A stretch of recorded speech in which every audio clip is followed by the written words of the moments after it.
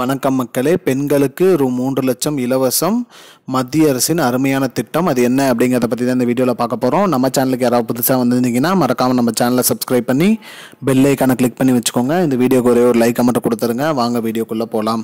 பொதுவாக பார்த்தீங்கன்னா மத்திய அரசு நிறைய திட்டம் வந்துட்டுருக்கு. அந்த வகையில் பார்த்தீங்கன்னா ரூ. 3 லட்சம் வரை வட்டியில்லா கடன் 50% மட்டும் திருப்பி செலுத்தினா போதும் அப்படின்னு சொல்லியிருக்காங்க. அதாவது பாதி 1.5 லட்சம் மட்டும் செலுத்தினா போதும்னு சொல்லியிருக்காங்க.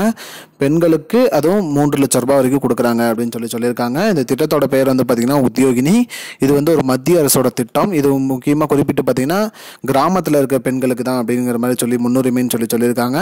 88 வகையான தொழில் தொடங்கலாம் அப்படின்னு சொல்லியிருக்காங்க. 1 லட்சம் ரூபாயிலிருந்து 3 லட்சம் ரூபாய் வரைக்கும் வட்டியில்லா கடனாக கொடுக்குறதா சொல்லியிருக்காங்க.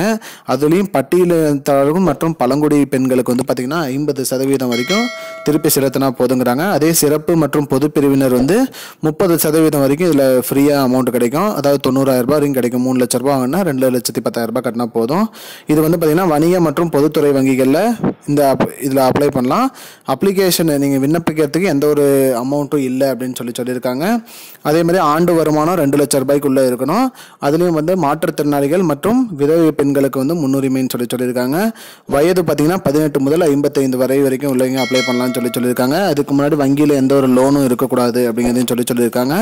ஆவணங்கள் என்ன தேவைன்னு பார்த்தீங்கன்னா ஆதார் அட்டை, passport photo, birth certificate, address proof எதாவது வேணும், வருமான சான்றிதழ், ரேஷன் கார்டு, பிபிஎல் கார்டு, ஜாதி சான்றிதழ் மற்றும் வங்கி பாஸ்புக் இதெல்லாம் இருந்தால் போதும். ஆன்லைன் மூலியமாகவோ இல்லை வங்கியிலேயே போய் டைரெக்டாகவும் அப்ளை பண்ணிக்கலாம். உத்தியோகினி திட்டத்தில் இணையணும்னு இணைஞ்சிக்கலாம் அப்படின்னு சொல்லியிருக்காங்க. மக்களே, திட்டத்தோட பேர் உத்தியோகினி.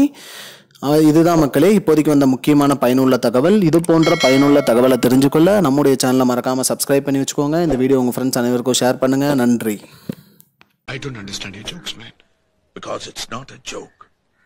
முன்ன பின்ன தெரியாத ஒரு பையனுக்காக subscribe விடுற அந்த மனசு இருக்க, அதான் கடவுள்.